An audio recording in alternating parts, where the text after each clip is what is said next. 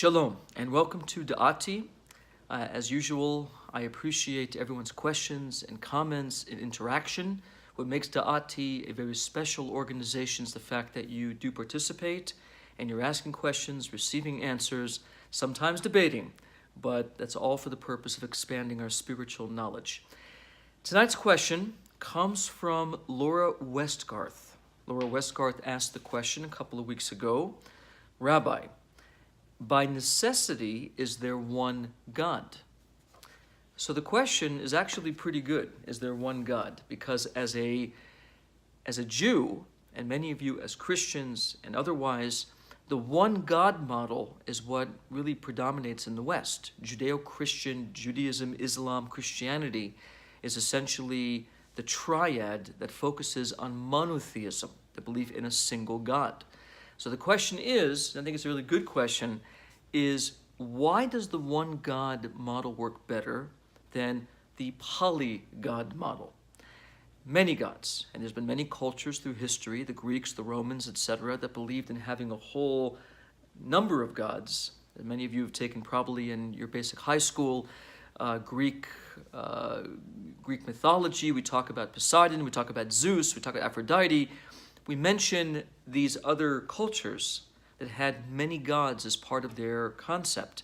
So why does the one God model work better than the poly-God model?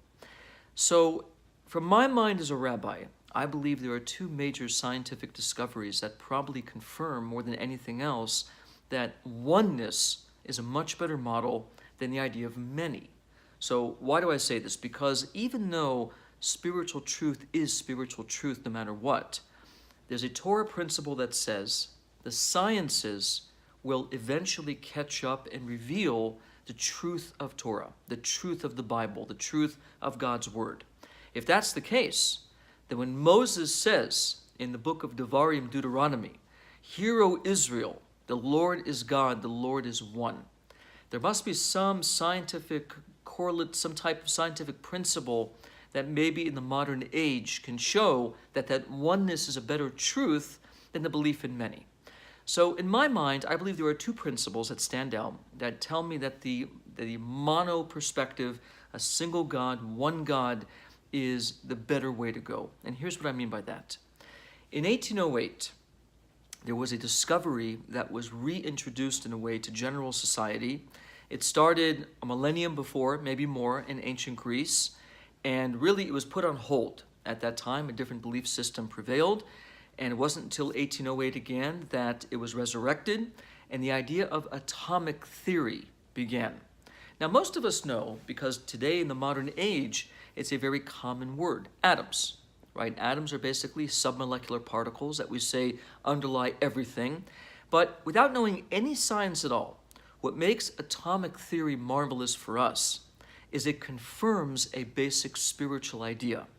Go back one more time to the verse that Moses said, "Hear, O Israel, the Lord is God, the Lord is one." The rabbis explain, what does one mean? One means one in every part of creation, infinite, spiritual, physical. Every part is Him. Every part is God. So that basically means that you and I, the sun, the moon, the stars, the earth, everything is part of that godliness. Well, if that's the case, there should be some type of evidence to show it. In my mind, atomic theory is that evidence. Why? Because what are atoms? Atoms is basically, for the non-expert in this concept, the belief and the proof, in many respects, that everything is much more connected than we thought. When you look at the rocks and the stones, the plants, the animals, you and I, celestial phenomena, sun, moon, stars, the universe, everything is made of atoms, which means that as different as they look on the outside, they are very similar on the inside. That's a very powerful thing. If you could take any matter, anything of the world that we can touch, see, measure, etc., and go all the way in with special glasses, electron microscope glasses, if you could peer all the way in, what you would see is its atomic structure. What that means for a spiritual or philosophical person is that as different as things seem, they are much more alike than they are different. And that is much more the concept that everything is one versus the old belief that everything is many, broken, fractured, split apart.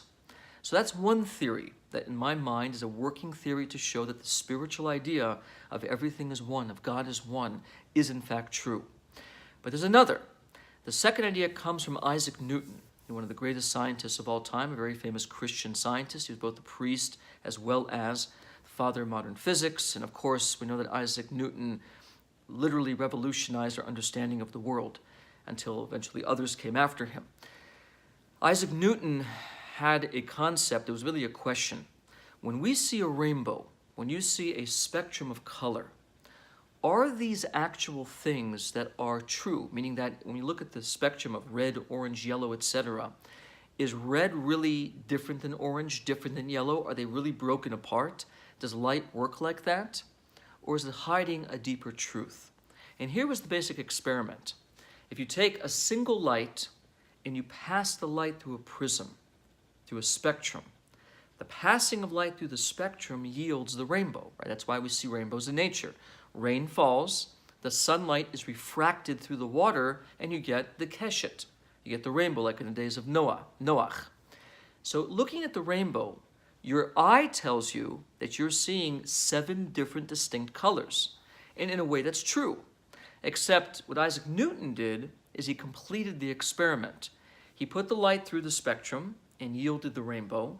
And then he put a second prism on the other side, which recombined all the colors back into the original single light. What that means is the idea of a spectrum, a fracture, is really an optical illusion. It's a play on the eye. But would we see light in its true sense? It's the unification of all color, not the fracture. So if we think about this for one moment, that means that even though the eye can see things in multiplicity, in many, the truth of it is, if you go all the way to the source, it's one. That's what optics teach. That's what this rainbow principle, the spectrum principle tells us. It looks like it's fractured, but in truth it's one. So I think both the spectrum experiment of Isaac Newton and the discovery of atomic theory in the modern age by John Dalton, I think both of these are good scientific basis theories that the one model is better than the many. Clearly before the arrival of Abraham, who was the father of monotheism, both Judaism first, Christianity, Islam, the father of monotheism had a working theory in his head that long before science ever talked about it, it bothered him. It spiritually annoyed him. It was frustrating that people would look at reality as being broken. In fact, even looking at Abraham's name, the name Avraham begins with the Hebrew letter Aleph, the A, Avraham, Abraham. A in Hebrew, the Aleph, is the first letter of the Hebrew alphabet. One.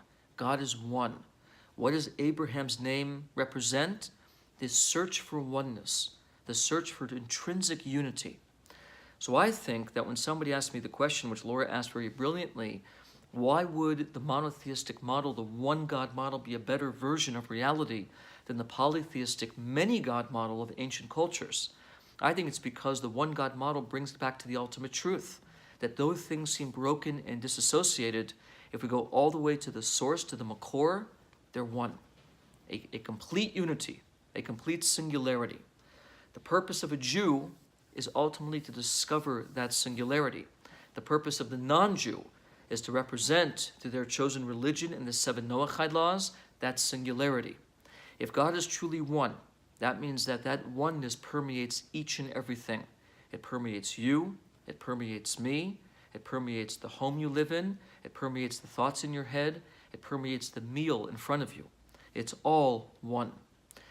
So I think this is something that we need to sit and deeply think about. I think it's an incredible thing to imagine that when you talk to somebody and you contemplate the idea that that oneness is right there with you, the way you talk to a person, the way you even look at yourself, the way you look at the world around you, should reflect this unification principle. So I hope this, Laura, was a good response to you.